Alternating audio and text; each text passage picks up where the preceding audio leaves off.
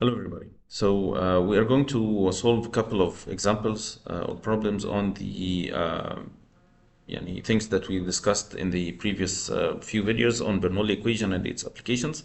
So here we have a problem on water siphoning. So water is being siphoned using the tube that you see here, and we want to find this height h that the water can be siphoned so that the pressure at point 2 uh, doesn't get lower than 0.5 psi. So the minimum pressure of water here is 0.5 psi. And we know that the end of the siphon is 5 feet below the bottom of the tank, and the atmospheric pressure is 14.7 psi. So we're going to do what we mentioned before about the applying of Bernoulli equation between 2 points, whether 1, 2, and 3, two of them. But the thing here is that first there are information that are on the figure, that this 15 foot is already on the figure, that's not mentioned in the problem statement. And this is a common thing in this kind of problems, that there are some information in the figure that are not mentioned in the problem statement. The second is, which is an important thing, is that the problem is in the US units. So you have the heights in feet and the pressures in psi. So this is a good chance to try working with or solve problems using the American units. So the solution should be pretty straightforward. It's going to be the same. So we are going to apply Bernoulli equation between two different points. But let's first check what are the information that we know at each point. So at point 1 we know the height, whether if we take it as a reference, or we know the height from the between point 1 and point 3 and point 1. So we know the height here. We know the velocity is 0 and know the pressure. So we know everything on about point 1. For point 2, we know the velocity. We know the pressure only. We don't know the velocity. We don't know the height. This is what we want to know. And for point 3, we know the height, we know the pressure, but we don't know the velocity. So this is it's important thing to keep in mind, because this will be one of the things on which we are going to build our solution. So there are two missing information here, and there is only one missing information here. So and we know everything about point 1. So the logic says that we will start with the 2 points where we are missing only one information, which are points 1 and 3. So this is why we started with points 1 and 3. Now, by applying Bernoulli equation between these 2 points, we will see that we know the pressures are equal. We know the height here, if we take this as a reference, so this is 0 and this is going to be 20 feet. And the velocity 1 is 0, so we can use it to calculate the velocity at point 3. We put this as 20 feet, which is 15 plus 5, this height here. Of course, we need to be careful with the numbers now. So when we use the 2gz, the g is in foot per second square. So you have to put it as 32.2 feet per second square. It's not 9.81 meter per second anymore.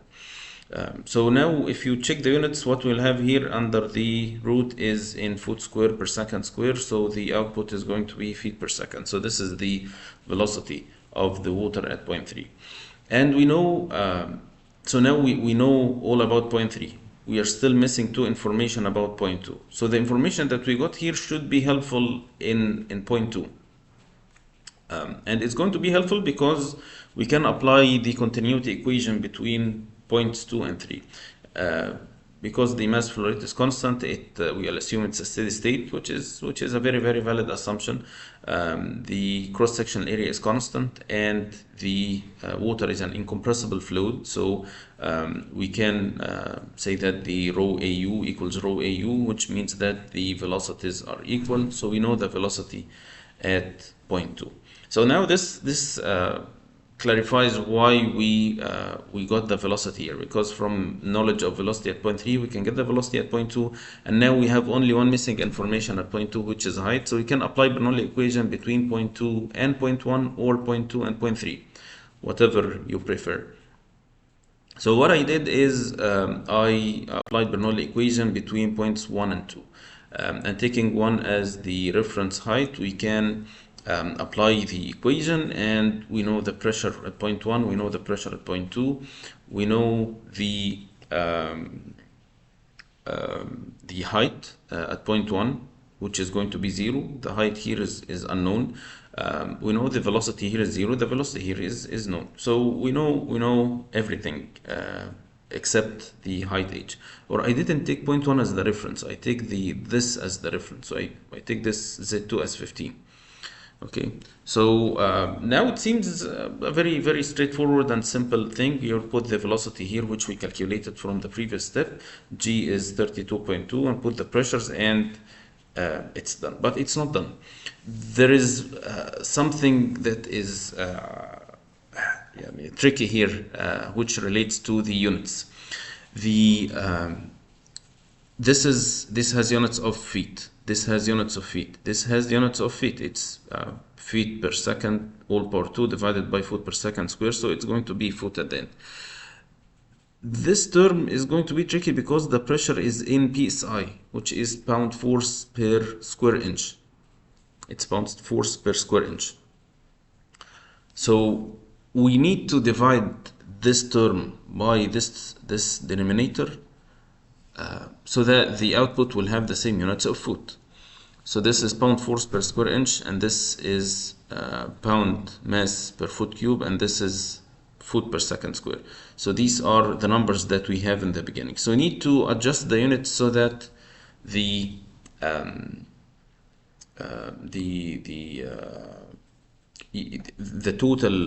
final unit of this term is in feet. So again, this is delta P 14.7 minus 0.5 pound force per inch square, and this is what we have. So the first thing is to get rid of the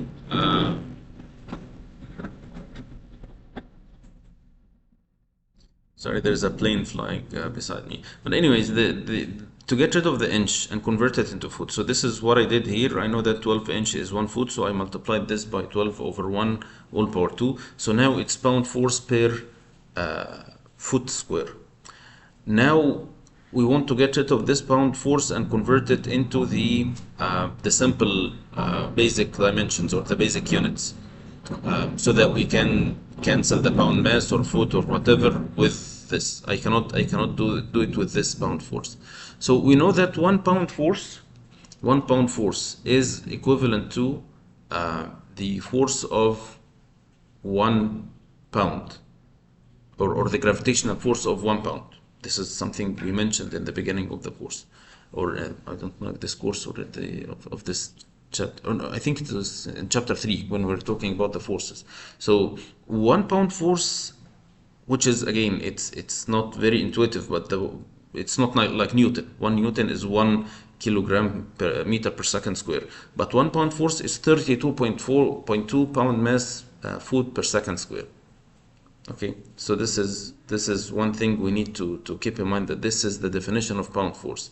So when we do the conversion, we need to make sure that it's not 1 to 1, it's 1 to 32.2. So now the pound force will cancel out, and now we don't have inches, now we have foot. Here the pound mass will cancel the pound mass. So after simplifying the units, this will end up to be in units of feet. So this is a tricky part, and this is one of the things that you have to be very careful about when you do the calculations in American units. It's not as simple as the SI units. So anyway, so this is the height, which is 27.8 feet that we will calculate here. So this is the first problem. The second problem about a system that is similar to a system that we solved before, that we have a pipe with different cross-sectional areas, and we have a U-tube manometer to measure the differential pressure, or the height due to the pressure. So we have the information here. The diameter here is 20 centimeter, here is 15 centimeter, and we have points 1 and 2 here. The height h is 15 centimeter. It's given here as 15 centimeter. The height L is 25 centimeter, and we want to calculate the mass flow rate of water. And we know that the specific gravity of this manometer fluid is 1.5. So again, we have only two kinds of or two types of equations that we'll use here. The continuity equation and Bernoulli equation. So we'll apply both on the same 2 points. So when you apply the first, let's take the continuity equation between points 1 and 2. So it's the mass flow rate at point 1 equals mass flow rate at point 2, assuming steady state. So the density times the area times the velocity at point 1 equals the density times the area times the velocity at point 2. And the area is pi over 4d squared, so we can get u2 in terms of u1. Of course, we don't know any of the two velocities, so we'll keep u2 in terms of u1 and the two diameters. We know the two diameters, of course, they are 20 and 15, but I'm just going to keep them as is or as symbols for now. Now for the manometer itself, when we can use the manometer to calculate the difference in pressure between the two fluids. So we will say that the pressure at this point and the pressure at this point are equal. So this pressure is P1 plus rho of water times GL plus H. Okay, and the pressure here is P2 plus rho water G times L plus rho manometer G times H, and we can simplify the equation to get delta P. So P1 minus P2 equals the rho manometer minus rho water times GH. Still, we haven't substituted because we don't know still these diameters, and still we need the differential pressure for Bernoulli equation. So when we apply Bernoulli equation between points 1 and 2, we can simplify it because we know that the two points are at the same height, and we can just put delta P in terms of the difference in delta U square, delta U2 square minus U1 square. Just cancel the Z and the G's. So this is the equation. So now we have three equations that we can put together in one equation. So this is the delta P. Okay, if we go back, we said delta P times 2, and we can take 2 here, so it's 2 delta P over rho equals U square minus U square.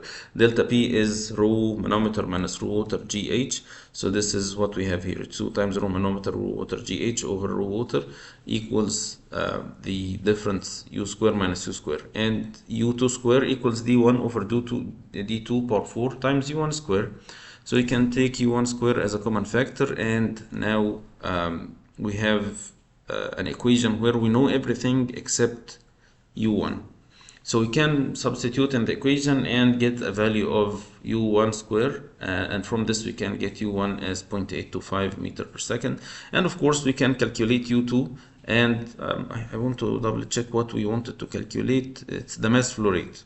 So we wanted to calculate the mass flow rate. So we can calculate the mass flow rate by calculating the density times the velocity times the area, and we know everything now, and we can calculate the mass flow rate, which is 25.9 kilograms per second.